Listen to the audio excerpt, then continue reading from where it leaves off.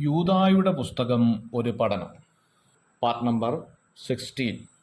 യൂദായുടെ ലേഖനം 9-ാം വാക്യത്തിലേക്ക് വരുമ്പോൾ, എന്നാൽ പ്രധാന ദൂതനായ മിഖായേൽ മോശയുടെ ശരീരത്തെക്കുറിച്ച് പിശാചിനോട് തർക്കിച്ചു വാദിക്കുമ്പോൾ, ഒരു ദൂഷണവിധി ഉച്ചരിപ്പാൻ തുനിയാതെ കർത്താവ് നിന്നെ ഭർഷിക്കട്ടെ എന്ന് പറഞ്ഞതേ ഉള്ളൂ. ദൈവിക അധികാരങ്ങളോട് അനാദരവായും മര്യാദയില്ലാതെയും പെരുമാറുന്ന മത്സരികളുടെ സ്വഭാവത്തെ പരാമർശിച്ച ശേഷം സ്വർഗീയ ജീവിയായ മിഖായേലിന്റെ മാതൃകാപരമായ പ്രവൃത്തിയിലേക്ക് നമ്മുടെ ശ്രദ്ധയെ യൂദാ ക്ഷണിക്കുകയാണ്. തിരുവെഴുത്തിൽ മറ്റൊരിടത്തും രേഖപ്പെടുത്തിയിട്ടില്ലാത്ത ഈ വിവരണം മോശയുടെ ആരോഹണം എന്ന ഗ്രന്ഥത്തിൽ നിന്നുള്ള ഉദ്ധരണിയാണ് എന്ന് ചിന്തിക്കാം. അലക്സാന്ദ്രിയയിലെ ക്ലെമന്ത്, ദിദിമോസ് എന്നീ ആത്മീയ പിതാക്കന്മാർ ഈ കാര്യത്തെയാണ് പിന്താങ്ങുന്നത്. മിഖായേലിനെ കുറിച്ചുള്ള 3 പ്രസ്താവനകൾ ദാനിയേൽ പ്രവചനത്തിൽ കാണാൻ സാധിക്കുന്നുണ്ട്.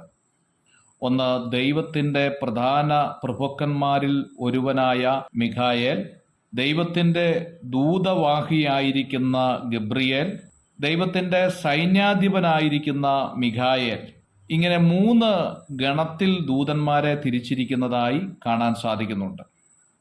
മിഖായേൽ എന്നതിന് ദൈവത്തിന് സമനാർ എന്ന അർത്ഥമാണ് ഉള്ളത്.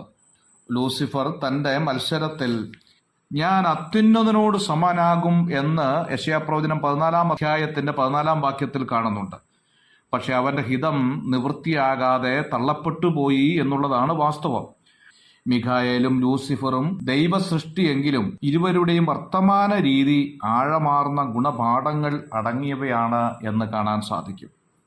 ഭാവിയിൽ ഇസ്രായേൽ ജാതിയെ അഭിമുഖീകരിക്കുവാൻ പോകുന്ന അന്ധകാര ശക്തിയുടെ ഏറ്റുമുട്ടലിൽ മിഖായേൽ അത്രേ നിർണായകമായ പങ്കുവഹിക്കുന്നത്. ദാനിയേൽ പ്രവചനം 12-ാം അധ്യായത്തിന്റെ 1-ാം വാക്യം, വെളിപ്പാട് പുസ്തകം 12-ാം അധ്യായത്തിന്റെ 7-9 വാക്യം.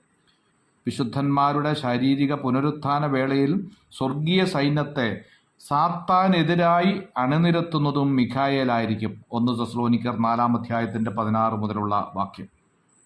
മിഖായേൽ മോശയുടെ ശരീരത്തെക്കുറിച്ച് പിശാചിനോട് തർക്കിച്ചു വാദിച്ചു എന്ന് എഴുതിയിരിക്കുകയാണ്. വിശുദ്ധന്മാരുടെ ശരീരത്തിന് വേണ്ടിയും വാദിക്കുന്ന പ്രതിയോഗിയാണ് പിശാച് എന്നുള്ളത് നാം തിരിച്ചറിയണം. ബാബിലോൺ അടിമത്തത്തിൽ കിടക്കുന്ന ഇസ്രായേലിന്റെ പാപത്തിന്റെ കാഠിന്യത്തെ വ്യക്തമാക്കുവാൻ മഹാപുരോഹിതനായ യോശുവ മുഷിഞ്ഞ വസ്ത്രധാരിയായി ദൈവസന്നിധിയിലെത്തി. ഇവിടെ ഇതാ സാത്താൻ യോശുവയ്ക്കെതിരെ ശക്തമായ കുറ്റവുമായി എത്തിയിരിക്കുകയാണ്.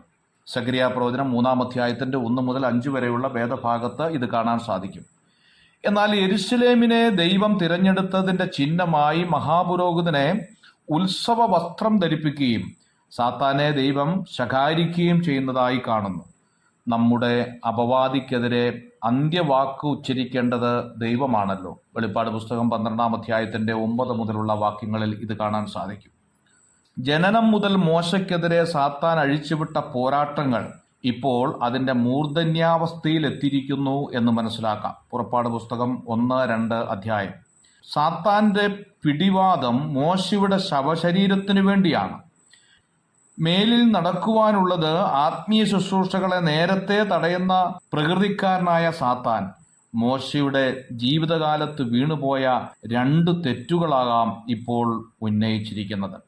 ഒന്ന്, മിസ്രൈമിൽ വെച്ച് ചെയ്ത കൊലപാതകം, പുറപ്പാട് പുസ്തകം 2-ാം അധ്യായത്തിന്റെ 12-ാം വാക്യം. രണ്ടാമത്, മരുഭൂമിയിൽ വെച്ച് കോപിഷ്ഠനായി തീർന്ന രംഗം, സംഖ്യാപുസ്തകം 20-ാം അധ്യായത്തിന്റെ 7 മുതലുള്ള വാക്യം.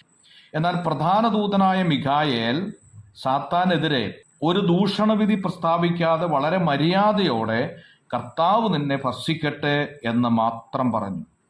ലൂസിഫർ തുടക്കമിട്ട അഹങ്കാരത്തിന്റെ പടിക്കെട്ട് കയറാതെ താഴ്മയുടെയും വിനയത്തിന്റെയും പടിയിലേക്ക് മിഖായേൽ ഇറങ്ങി നിന്നു എന്നുള്ളതാണ് ശ്രദ്ധിക്കേണ്ട കാര്യം.